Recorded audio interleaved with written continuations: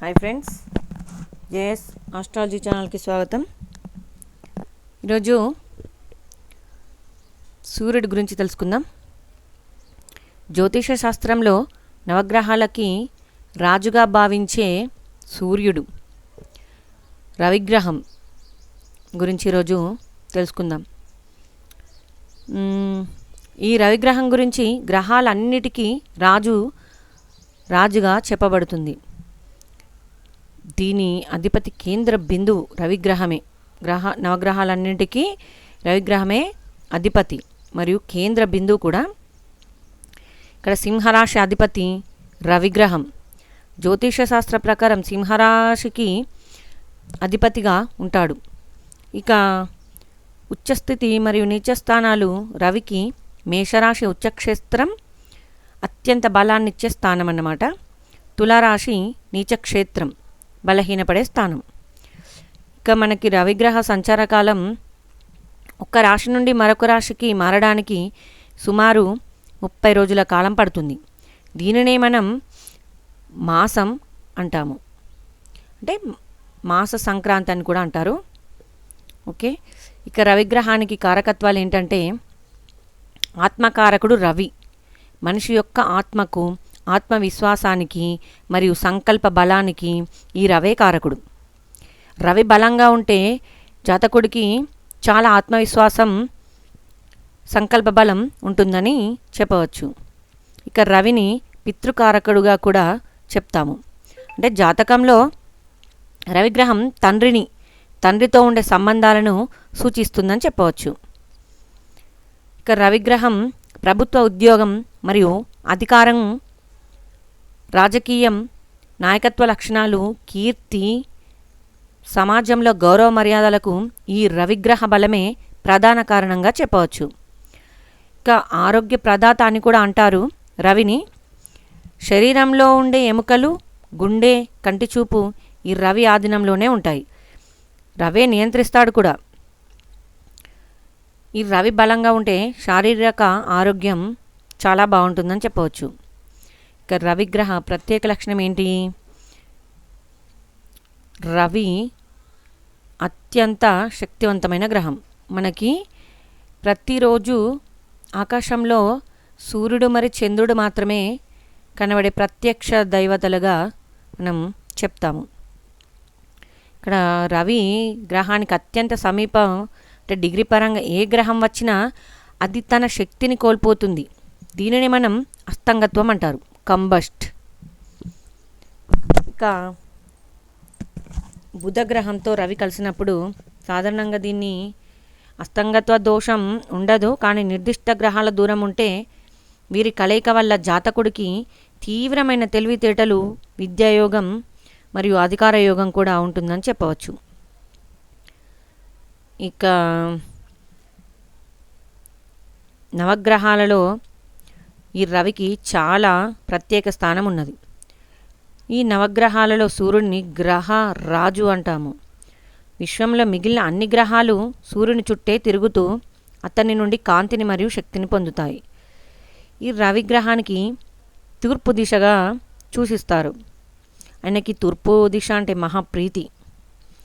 జాతక చక్రంలో దశమ స్థానాన్ని రవికి సూచిస్తారు.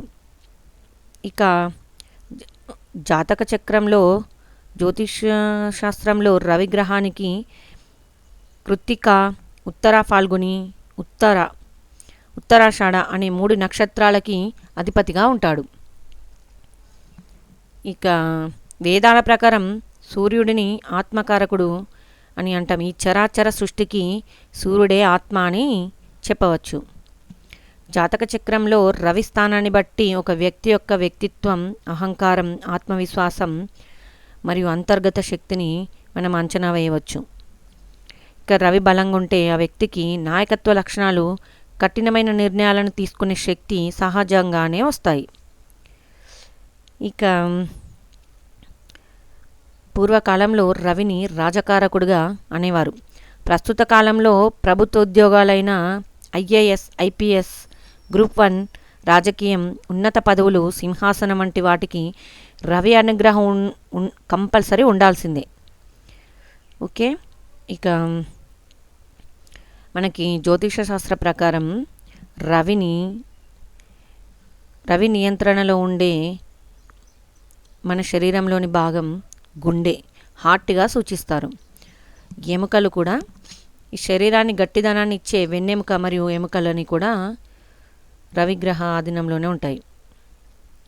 ఇక పురుషులకైతే కుడి కన్ను, స్త్రీలకైతే ఎడమ కన్నుగా చెప్తారు రవిగ్రహ ఆధీనంలో ఉండే ఈ శరీర భాగాలకు. ఇక గ్రహమైత్రి విషయానికి వస్తే నవగ్రహాలలో రవికి నిర్దిష్టమైన మిత్రులు, శత్రువులు ఉన్నారు. ఓకే, ఇక మిత్రులకు వస్తే చంద్రుడు, కుజుడు, గురువు.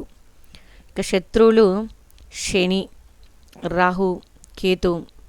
ఇక సమగ్రహంగా బుధుడిని తీసుకుంటాం, శుక్రుడిని కూడా.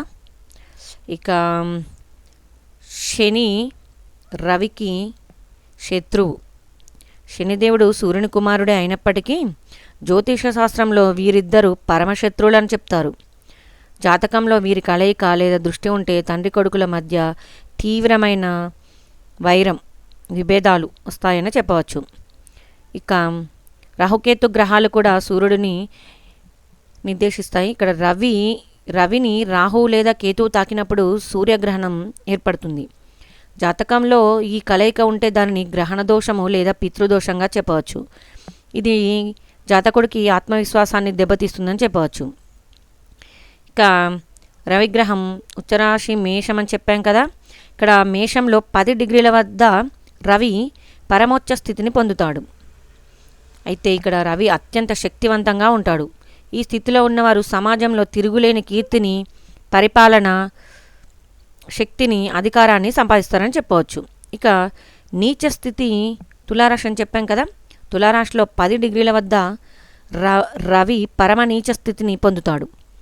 తుల వాయుతత్వ రాశి, వ్యాపార స్థానం కాబట్టి ఇక్కడ రాజు అంటే సూర్యుడు తన అధికారాలను సర్వం కోల్పోయి సామాన్యుడిగా మారుతాడు. దీనివల్ల వ్యక్తికి కంటి సమస్యలు, ప్రభుత్వంతో ఇబ్బందులు, కీర్తి ప్రతిష్టలు తగ్గడం, ఆత్మవిశ్వాసం తగ్గడం వంటివి జరుగుతాయి.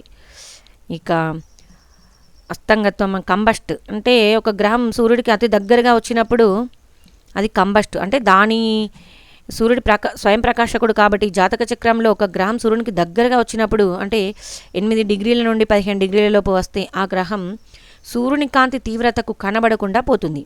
దీనిని మనం అస్తంగత్వం లేదా కంబస్ట్ అయిన గ్రహం అనిగా చెప్పవచ్చు.